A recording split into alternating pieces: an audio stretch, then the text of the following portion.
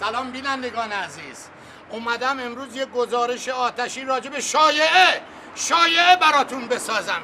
یعنی اینی که چجوری میشه در یک جامعه شایعه پخش بشه.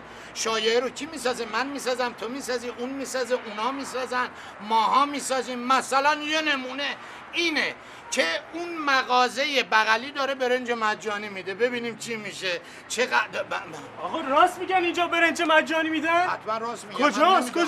کجا؟ اون پشت دارن میدن. بینندگان عزیز، آقا این برنج مجانی کجا میدن؟ برنج مجانی اون پشت دارن. روغن هم میدن؟ احتمالاً میدن تا برسین ببینیم. بینندگان عزیز چقدر بله.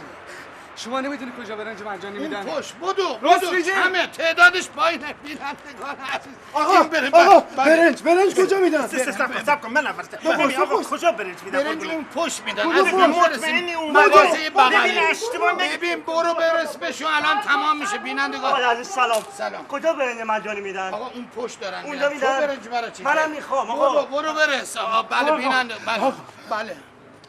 کجا برنج میدن؟ اون پشت دارن. بینندگان عزیز مثل آقا واقعا سلام.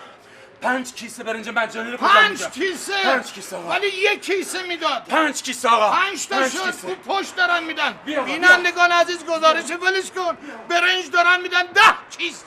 بگیر آقا ما رفتیم برنج. نوبتیه آقا.